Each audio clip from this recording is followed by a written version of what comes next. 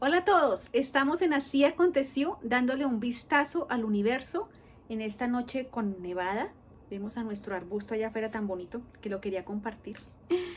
Y hoy vamos a hablar de algo que yo he estado esperando que se llegara el turno, que es sobre la biografía de Charles Darwin. Me la estudié, me vi la película y hay muchas cosas que contar. Así que comencemos. Charles Darwin nació en el Reino Unido en 1809 y su vida fue algo muy lleno de emociones y de sorpresas. Él era educado por su mamá, la mamá era la que le daba las clases como en casa, y su mamá murió cuando él era niño, así que lo tuvieron que llevar al colegio público de la ciudad donde él vivía, y a él eso no le gustó nada, pues porque aunque no se sabía que él iba a ser científico, había cosas que él se cuestionaba y en el colegio público la educación no daba la talla para él. Cuando llegó la hora de ir a la universidad, el papá era doctor y había muchos otros doctores en su familia, así que hizo la fuerza para que su hijo también estudiara para doctor, pero él hizo el intento, le hizo caso, fue y estudió, dice que por 2 periodos, que me imagino que son 2 semestres, y no le gustó nada porque no servía para eso. Le causaba repugnancia el hecho de hacer cirugías y sentía que no servía para eso después de dos semestres o de 2 turnos, como dice la información que encontré. Él dijo, no, yo no puedo estudiar esto porque no nací para esto. Entonces el papá dijo, no, que entonces ¿qué voy a hacer con mi hijo que se va a quedar en casa como un vago, viviendo como un niño rico y sin hacer nada? Y entonces el papá se quedó pensando que podía estudiar él, su hijo, y le dijo, bueno, entonces ahora vas a ir a Cambridge a estudiar para ser ministro, como para ser sacerdote. Y él dijo que sí. Y estando allá en la Universidad de Cambridge, que obviamente en esa época era una universidad cristiana, él empezó a asistir a clases, o sea, donde su carrera era para ser sacerdote o ministro, pero él asistía a los otros edificios donde enseñaban biología y matemáticas, que eso era lo que realmente le llamaba la atención. Así que ahí se dio a conocer, ahí hizo muy buenos amigos, ahí se enteró por uno de sus amigos que había un hombre que se llamaba Fitzroy, que iba a hacer un viaje alrededor del mundo, y él y su amigo le dice, tú tienes que estar ahí.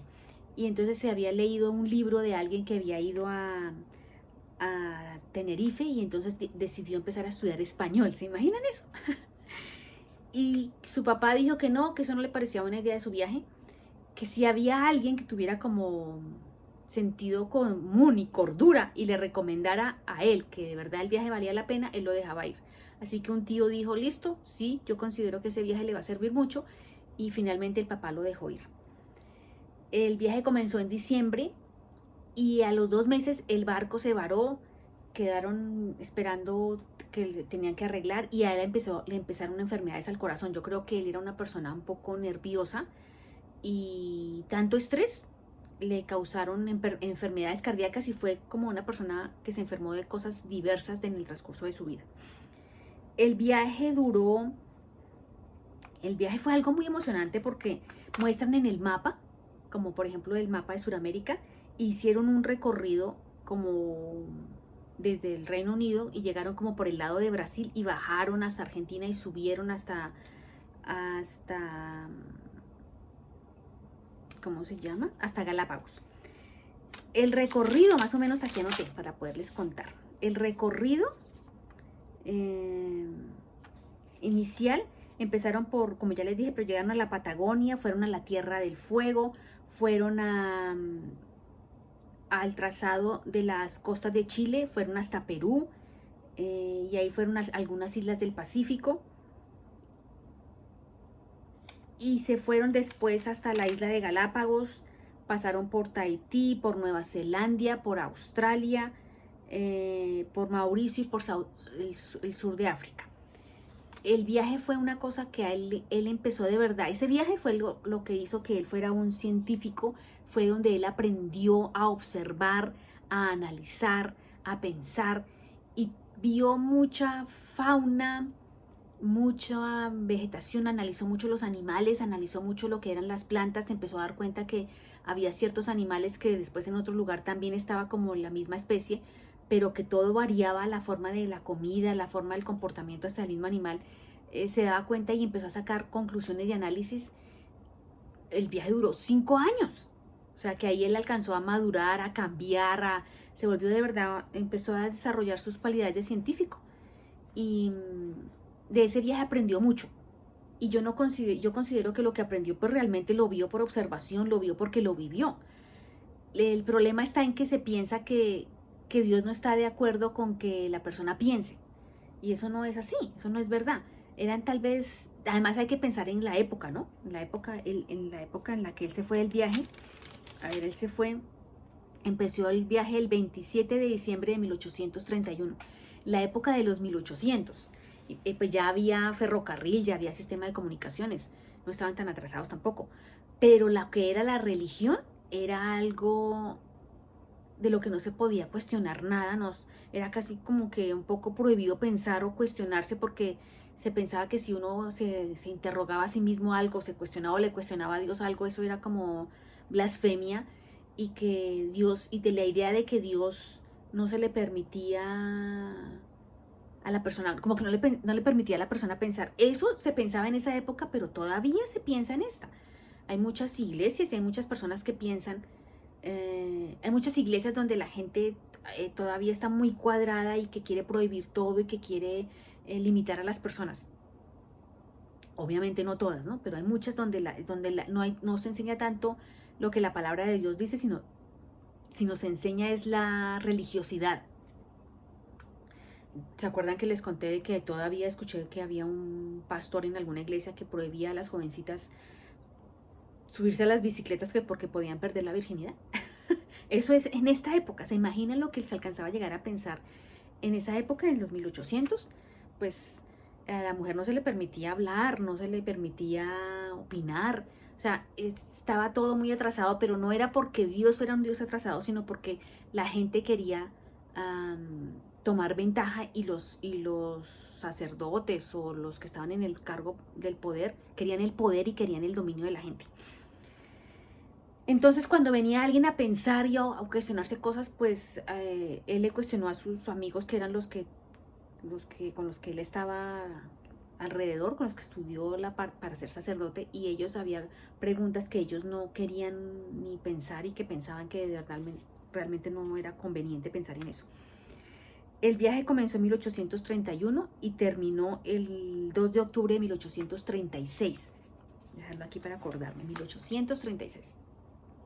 Después de que él llegó de su viaje, él llegó con mucha información en su cabeza, él llegó con ganas de hacer todo, con ganas de escribir lo que había visto, con ganas de contar, así que se fue a vivir a Londres y allá perteneció a la sociedad de científicos, de la alta sociedad, fue hasta secretario, tuvo cargos y escribió sus memorias del viaje.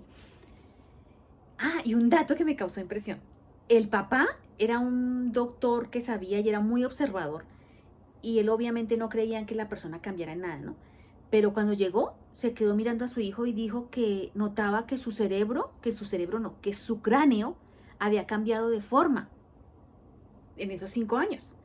Y había una teoría en esa época que se llamaba la frenología, que pensaba que de acuerdo a lo que la persona recibía el impacto, o pensaba o analizaba, el cráneo tomaba ciertas formas, y el papá notó eso a pesar de que él no creía en esa teoría.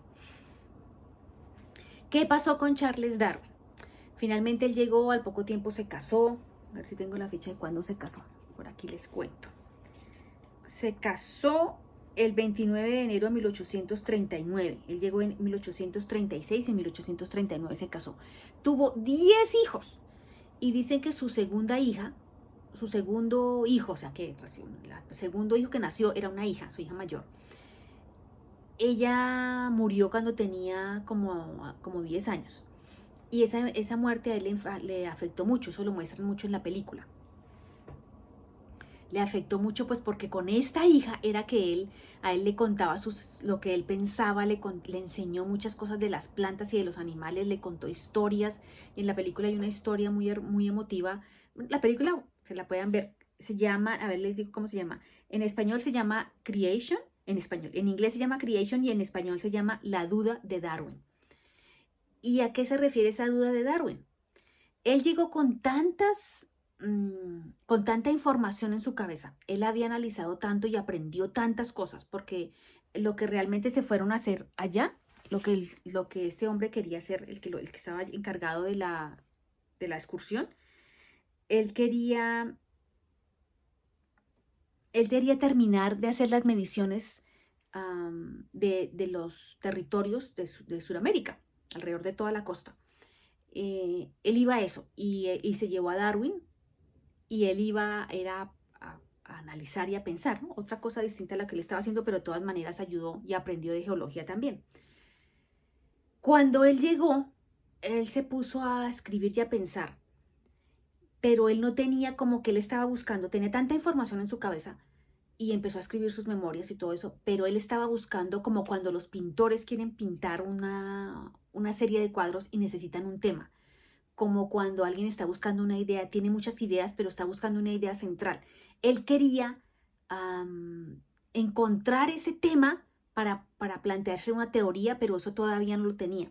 Y a sus manos le llegó un libro, que les digo el nombre del libro que lo tengo escrito por aquí. La teoría, el nombre del libro se llama El principio de la población. Y el autor es Thomas Robert Malthus. Ese libro cayó en las manos de Darwin, pero no porque lo estuviera buscando, ni porque le cayó en las manos un día que tenía tiempo para leerlo y se lo leyó. Y el libro es una cosa, bueno, primero, inicialmente es un análisis muy impactante sobre la sociedad, de alguien que de verdad se puso a sentarse a pensar, de una persona que no cree en Dios ni entiende nada de lo que Dios estableció ni nada, simplemente una persona haciendo el análisis de gobierno, el análisis político, el análisis social. El libro realmente es interesante. Y ese libro cayó en manos de Darwin y pasó una cosa impresionante. Les voy a leer cosas que yo traté de subrayar sobre el libro. Dice, ¿qué hombre de Estado no preferiría hoy 2 millones de suizos a 6 millones de irlandeses? ¿Qué está mostrando ahí? Uno empieza ya a notar que el libro está mostrando que hay mucha población en el mundo y que hay una población mejor que otra, que preferirían a los 2 millones de suizos a 6 millones de irlandeses. Se preferirá 2 millones en contra de 6 millones de alguien. Están comparando al ser humano y están diciendo, en ese libro ya están empezando a pensar que hay una clase o una raza mejor que otra, cosa que Dios no piensa eso y no está de acuerdo con eso, pero es muy importante y muy interesante ver que alguien lo pensó.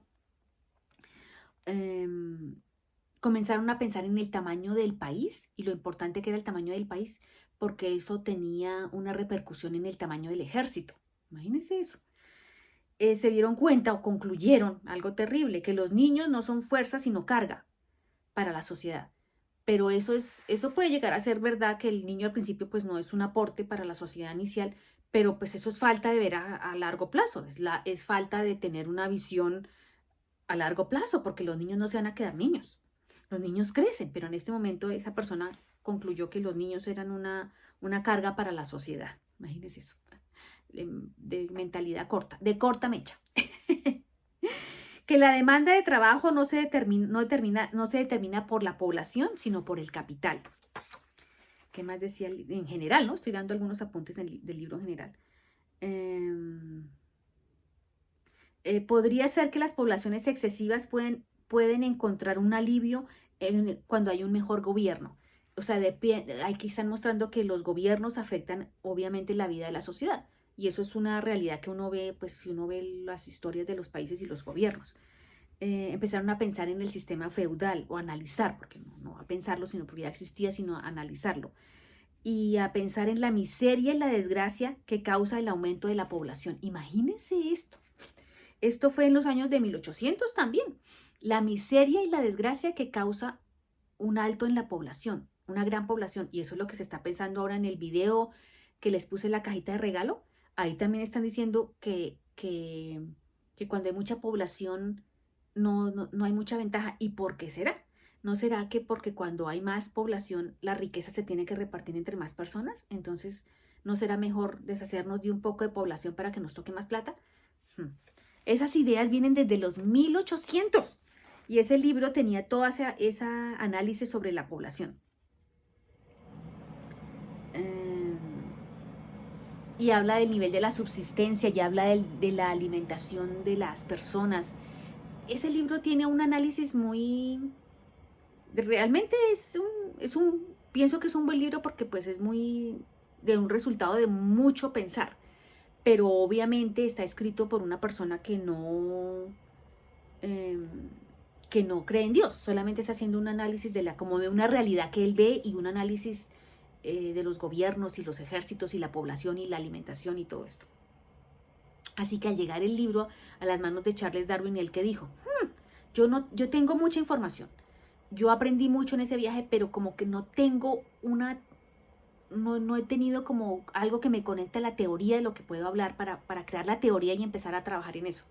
Cuando este libro cayó en sus manos, todo lo que él había analizado sobre los animales y sobre las plantas, todo lo que ha aprendido y también hasta de la geología, le hizo conexión con lo que estaba leyendo de este autor, del libro. Y cogió así, en un segundo se le prendió el bombillo y empezó a traspasar esa información que él había visto y observado de primera plana sobre los animales y las plantas, y la pasó a los seres humanos. Eso es una cosa, ahí dijo, claro, todo esto tiene conexión, es maravilloso, yo puedo hacer esto, y empezó a pensar, pero se dio cuenta que, por eso se llama, en español le pusieron a la película La duda de Darwin, porque se dio cuenta que esas teorías a la Iglesia Católica o a la Iglesia en general cristiana no le iba a sonar ni poco, y él se dio cuenta y él tenía una duda pues porque él había ido a estudiar para ser ministro y él conocía cosas de Dios. En la película muestran una cosa que me impactó mucho, es como él descubre a Dios en cada animal, en cada planta, y muestran las plantas están así cerradas y de repente en cámara rápida muestran como todo, muestran la vida. Él lo rodeaba la vida porque él estaba estudiando los seres que están vivos. Y a él lo rodeaba la vida y él sentía la presencia de Dios en cada cosa. Porque es que es imposible que un médico que analice el ojo, el corazón, las arterias, no se dé cuenta que Dios está ahí. Una persona que vea cómo los animales se comportan, es imposible que no piense en Dios. Es imposible ver la creación y no pensar en Dios. Y él pensaba en Dios. Así que él tenía algunas dudas. En la película muestran algunas cosas que él quiso ir a contarle a los ministros del pueblo, a los ministros de la universidad, a los ministros de la religión, religiosos. Y ellos enseguida le cortaban las alas, le decían que por ahí no, que eso era blasfemia, que eso no, porque no le permitían cuestionar, ni cuestionar a Dios, ni pensar lo que estaba viviendo, lo que estaba descubriendo. Él descubría la vida cada día, cada vez que observaba algo, él descubría vida y descubría vida y descubría la vida, y la vida es Dios. Pero como la época de la parte cristiana, la parte bíblica, era tan religiosa, como yo empecé esta serie, ¿se acuerdan de la religión, de la definición de la religiosidad? Y la religión, lo que Dios llama lo que es la religión. Dios llama religión a algo que es el ayudar a las viudas y a los huérfanos con los alimentos o con las cosas que necesite, y no contaminarse la maldad del hombre. Eso es lo que Dios llama religión. Y religiosidad es que todo es pecado, que todo es prohibido. Y entonces en esta época tan atrasada comparada con la de hoy, se quería limitar la mente de la gente. Entonces Darwin no podía con eso. Pero fue tanto su limitación que dejó pasar como 2 años sin escribir nada, y en un verano se escribió 35 páginas, la escribió en 1842. ¿Se acuerdan que del viaje llegó en 1836 y hasta 1842 escribió 35 páginas a lápiz, como con la idea de poder borrar? Y él pensaba que tal vez mejor no publicar eso porque eso iba en contra de Dios, y él sentía la duda de Darwin era Dios advirtiéndole, como cuando Caín iba a matar a Abel y Dios le advirtió a Caín y le dijo, ¿qué vas a hacer? ¿Qué estás pensando? ¿Se acuerdan de ese capítulo? Aquí yo pienso que pasó lo mismo. Dios le hablaba, ¿qué vas a hacer? Piensa en lo que estás haciendo. No, que Dios no quería que él contara sus teorías o que contara lo que vivió y lo que experimentó. No, además ya lo había escrito, sus experiencias del viaje. No, Dios no estaba en contra de nada de eso. Él solamente quería que no lo negara, porque es que negar a Dios y negar la vida la persona no va a crecer lo que va a crecer si no, pues porque si Dios le está cuestionando a Dios y Dios le va a contestar, pues hubiera sido fabuloso, fabuloso que él hubiera podido desarrollar toda su mente, toda su inteligencia, toda su ciencia se hubiera tenido de la mano a Dios, pero pues no fue así. Así que 2 años después de haber escrito sus 35 páginas, escribió 230 páginas más sobre el mismo tema. Y él empezaba a pensar, Dios mío, ¿cómo voy a explicar esto del origen de las especies y de la supervivencia y todo este tema que tenía de que había una selección natural y que las generaciones débiles van quedando atrás, así como lo vio con los animales, que las generaciones débiles van quedando atrás y que lo que él decía era que la generación más fuerte va quedando y que va haciendo cambios en la especie? Entonces él no se animaba realmente, tenía momentos en los que él pensaba que mejor era destruir todo eso porque él sí veía lo que uno no había visto. Él sí sabía por dónde podría ir el agua por el molino al molino, porque él sí había visto que eso llegaría a crear o hacer pensar que había razas superiores, una raza superior. Y la Biblia dice que nos debemos enseñorear de los animales y de los animales específicamente, pero no del hombre. Él no le dio Dios no nos dio el poder de que el hombre se enseñoree sobre el hombre. En la Biblia está escrito y está muy claro lo que Dios creó y cómo lo creó y cómo lo desea. Entonces él se daba cuenta que tenía un arma como de doble filo en su mente, en sus escritos y temía mucho porque también tenía temor de Dios. Parece que tuvo algunos problemas como de que se le iba corriendo un poco la teja, lo muestran en la película, pero en lo que leí no hablan sino de sus problemas de salud. También parece que en el viaje lo picó un insecto y le dio una enfermedad que lo tuvo enfermo por un mes, pero parece que de esa enfermedad tuvo consecuencias en el transcurso de su vida. Él siguió escribiendo y él no se arriesgaba a publicar nada. Hasta que él tenía un amigo que se llama Alfred Russel Wallace y él se había ido a una isla y también empezó a hacer estudios como había hecho Darwin a mucha menor escala, pero le había mandado un escrito a algún tiempo y ahora le mandó otro escrito casi diciendo la misma teoría y entonces él pensaba, pero qué casualidad, ese está viendo lo mismo que yo y lo va a decir primero que yo y se va a llevar todas las flores de esa investigación.